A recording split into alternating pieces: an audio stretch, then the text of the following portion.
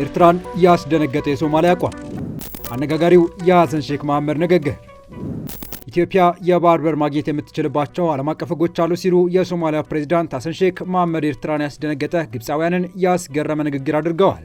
ኢትዮጵያ የባህር በር አልባ ሆና የምትኖርበት ዘመን ያከትማል በሚል ከፍተኛ እንቅስቃሴ መጀመሩ ተከትሎ የኤርትራ ባለስልጣናት በድንጋጤ ተሞልተው ወረራ ሊፈጸምብን ነው፣ የኢትዮጵያ መንግስት ህገወጥ አካሄድ እየተከተለ ነው በሚል የተለመደ የሐሰት ክሳቸውን እየደረደሩ ባሉበት በዚህ ወቅት ወዳጄ ከሚሏቸው በአስመራ ደግሰው ደጋግመው ከጠሯቸው የሶማሊያ ፕሬዝዳንት ሐሰን ሼክ መሐመድ የተነገረው ንግግር አስደንግጧቸዋል።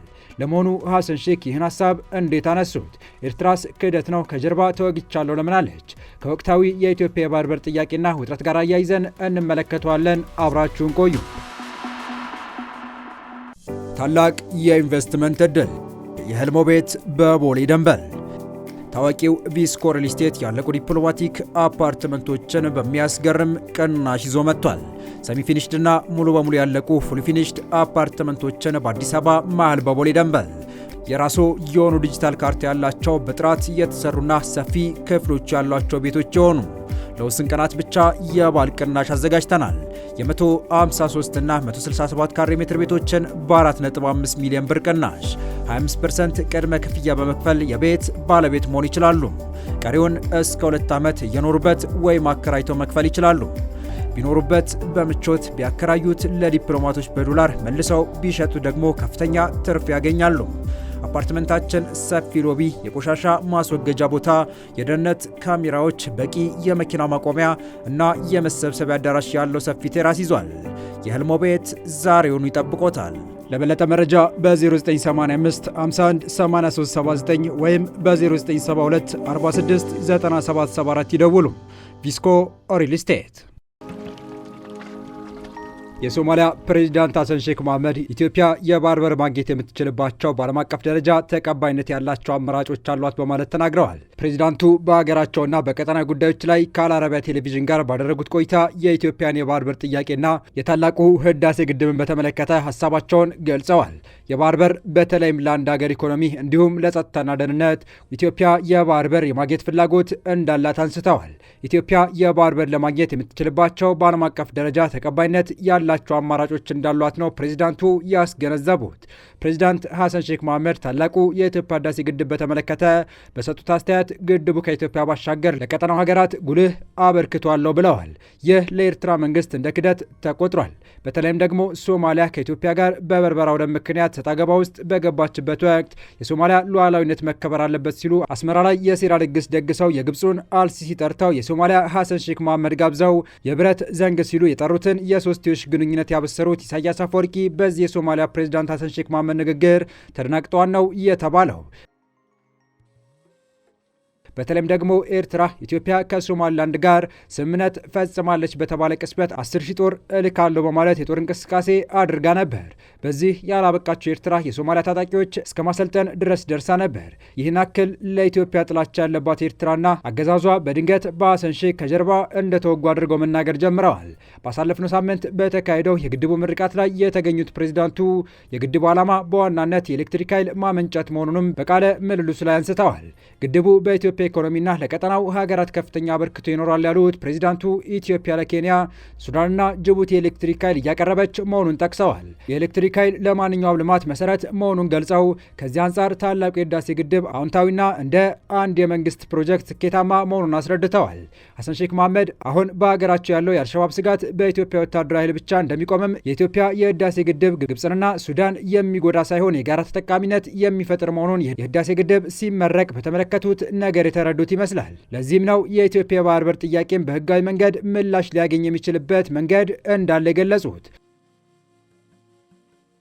ይህ ደግሞ ለኢሳያስና ለአስተዳደራቸው ምቾት የሚነሳ ሀሳብ ሆኖ ተወስዷል። ምክንያቱም ደግሞ ኢትዮጵያ የዓለም አቀፍን ህግ ተከትላ የአሰብ ወደብን ማግኘቷ እንደማይቀር ስለተረዱ መሆኑን ተነግሯል። ሀገራቸው በግድቡ ዙሪያ በተለይም በኢትዮጵያ ግብፅና ሱዳን መካከል አዎንታዊ መፍትሄ ለማምጣት የሚደረገውን ጥረት ለመደገፍ ዝግጁ መሆኗን አረጋግጠዋል።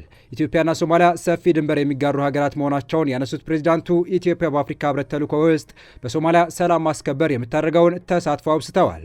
ኢትዮጵያን ወደብ አልባ ሀገራት ሀገር አድርጎ ኢትዮጵያ ድሃ እያሉ መጥራት ያበቃል ሲሉ ጠቅላይ ሚኒስትር አብይ ተናግረዋል። ጦርነትና ግጭት አንፈልግም፣ ለዚህ ነው 5 ዓመት ሙሉ ስንለማመጥ የቆየ ነው ብለዋል። ኢትዮጵያ በዓለም ሕግ መሰረት በዲፕሎማሲው መንገድ የወደብ ባለቤት እንድትሆን እህት ወንድሞቻችን ሳይረፍድ በአስቸኳይ ራሳቸውን ለድርድር ዝግጁ እንዲያደርጉ በጥብቅ አሳስበዋል። ኢትዮጵያ ለዘላለም የጂኦግራፊ እስረኛ ሆና ትኖራለች ብሎ የሚያስብ ኢትዮጵያዊ ካለ እሱ የሞተ ነው ብለዋል። የኢትዮጵያ ባለስልጣናት ወደብን በኃይልም ቢሆን የሚለው ንግግራቸውና ታሪካዊ መብት የሚለውን መከራከሪያቸው የኤርትራ መንግስት ባወጣው መግለጫ ቢጠቅስም ኤርትራ ወዳጄ ናት የምትላት ሶማሊያ ግን በመጨረሻም ኢትዮጵያ ህጋዊ በሆነ መልኩ የባህር በር የማግኘት መብት እንዳላት ገለጸች። ኤርትራ ለኢትዮጵያ የባህር በር ለመስጠት በማንኛውም ሁኔታ ፈቃደኛ እንዳልሆነች በቃል አቀባዮቿ በኩል እየገለጸች ትገኛለች። አሰብ የኢትዮጵያ ነች ለማለት የሚያስችለው ሁኔታ ምንድን ነው? አሰብ የኤርትራ ግዛትም አካልም አልነበረም። መጀመሪያውኑ ከመነሻው አሰብ የኢትዮጵያ ግዛት ነበር። ኤርትራ የሚባለው ሀገር ከመፈጠሩ በፊት አሰብ ነበር። ሮባቲኖ ኩባንያ ገዝቶት ነበር። ከ15 ዓመታት በኋላ ጣሊያኖች ኤርትራ የሚባል ሀገር ፈጠሩ። ከዛ በኋላ አሰብን ወደዛ አጠቃለሉት። አጼ ሚኒሊክ ደግሞ ግዛታቸውን ለዓለም ማህበረሰብ ሲያስተዋውቁ ግዛቴ የሚሸፍነው ቀይ ባህር ድረስ ነው ብለዋል። የሀገሪቱ ወሰን በሰሜን ቀይ ባህር ነው፣ በደቡብ በኩል ኬንያ ነው፣ በምዕራብ ደግሞ ከሱዳን ይዳረሳል ብለው ለዓለም ህብረተሰብ አስታውቀዋል። አጼ ሚኒሊክ ሳያውቁ ነው ሱልጣን ኢብራሂም አሰብን የሸጠው። አሰብ በሱልጣን ኢብራሂም በአጼ ሚኒሊክ ስር ነበር። በእርግጥ በዛን ጊዜ በኮሚኒኬሽን ችግር ምክንያት ብዙ ቁጥጥር ባለመኖሩ ነው አጼ ሚኒሊክ ሳያውቁ አሰብ የተሸጠው። ሽያጩ ደግሞ ትክክል አልነበረም። የኢትዮጵያ የባህር በር መዘጋት እኔ በኢትዮጵያ ላይ ከተፈጸሙ በደሎች ቁንጮ አድርጌ ነው የማየው ሲሉ ዶክተር ያዕቆብ ወልደማርያም በማስረጃ አስደግፈው ይናገራሉ። አሰብ በርካታ ማዕድናት ይገኛሉ። የኢትዮጵያ መንግስትም እንዳስጠና ያውቃል። አሰብ ከፍተኛ የቱሪስት መስህብ ስትሆን ባህሩም በአሳ ሀብት የበለጸገ መሆኑ ተረጋግጧል። ወደ 1960ዎቹ አካባቢ በአሰብ ከርሰ ባህር አካባቢ የፈነዳው የተፈጥሮ ጋዝ በአካባቢው የነበሩ መሐንዲሶች መዝጋት ተስኗቸው ፍንዳታውን ለመዝጋት መሳሪያዎችና መሐንዲሶች ከሊቢያ መጥተው ነበር የተዘጋው። ስለ ነዳጅ እውቀት ያላቸው ሰዎች የተፈጥሮ ጋዝ ፈንድቶ መውጣት ከተፈጥሮ ጋዝ ሌላ በተጨማሪ በአካባቢው ነዳጅ ወይም ቤንዚን መኖሩን ማረጋገጫ ነው ይላሉ። በተጨማሪም በቀይ ባህር በርካታ ማዕድናት እንደሚገኙ ይታወቃል። ቀይ ባህር በቀደመው ዘመን የሀበሻ ባህር ኃይል ይባል ነበር። ቀይ ባህር በቀደመው ዘመን የሀበሻ ባህር ኃይል በመባል ይጠራ እንደነበረ የታሪክ ተመራማሪው ረዳት ፕሮፌሰር አደም ካሚል ከዚህ በፊት ተናግረው ነበር። የኢትዮጵያ ስልጣኔ፣ ታሪክ፣ እምነትና ብልጽግና ከቀይ ባህር ጋር የተያያዘ እንደሆነም በርካቶች የሚስማሙበት እውነታ ነው። ረዳት ፕሮፌሰር አደም ከዚህ በፊት ከኢፒድ ጋር በነበራቸው ቆይታ እንደተናገሩት ኢትዮጵያ የባህር በር እንደነበራት ከጥንትም ጀምሮ የተረጋገጠና ዓለም የሚመሰክረው ጉዳይ ነው። ያለን አማራጭ ይህን ታሪካዊ ንብረታችንን በሰላማዊ መንገድ ማግኘት ብቻ ነው ብለዋል። ኢትዮጵያ የቀይ ባህር ተዋሳኝነቷን በሰላማዊ መንገድ መልሳ ማግኘት እንዳለባትና ሰላማዊ በሆነ መንገድ ከባህሩ ተጋሪ ሀገራት ጋር ተጠቃሚ መሆን የምትችልበት እድል መፍጠር እንደሚገባት አጽንኦት ሰጥተዋል። ኢትዮጵያ የባህር በሯን ያጣችው በወቅቱ በነበረው በራሷ መንግስታዊ አስተዳደርና ተመሳሳይ ፍላጎት ባላቸው ሌሎች ኃይሎች እንደነበረ በታሪክ ውስጥ የተቀመጠ የማይረሳ ጠባሳ ነው።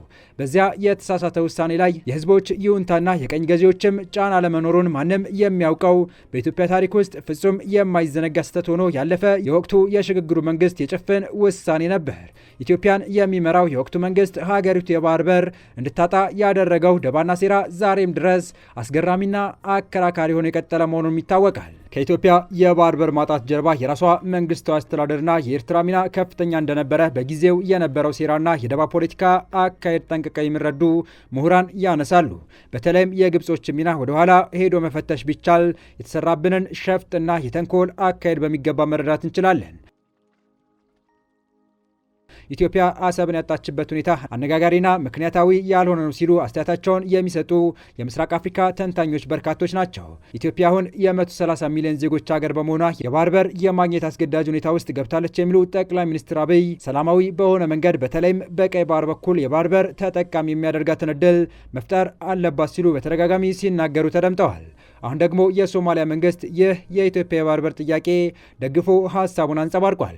ይህ ለኤርትራ መንግስት የክህደት ያክል ተቆጥሯል። ኢትዮጵያ ለወደብ የምትከፍለውን የውጭ ምንዛሬ ለመቀነስ የህዝቦቿን ፍላጎት ለማስተናገድ ወደብ እንደሚያስፈልጋት የሚያጠራጥር አለመሆኑን የሶማሊያ ባለስልጣናት ሳይቀር ያመኑበት የመጡት ጉዳይ ሆኗል።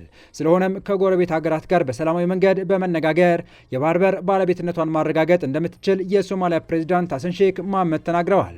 አንዳንዶቹ ደግሞ የቀይ ባህርን ውሃ ወደ ግዛቷ በመሳብ ልክ እንደ ኮሪደር ልማቱ አልምቶ የኔ የምትለውን ወደብ መስራት ግድ እንደሚላት አመላክተዋል። በዚህ ረገድም የተጠና ጥናት ስለመኖሩ የሚያነሱ አሉ። መንግስት የጋራ ተጠቃሚነትን ባረጋገጠ መልኩ በሰላማዊ መንገድ ተደራድሮ ኢትዮጵያን የወደብ ባለቤት ለማድረግ እያደረገ ያለውን ጥረት አጠናክሮ መቀጠል ይኖርበታል ሲሉም ሐሰን ሼክ መሐመድ ተናግረዋል።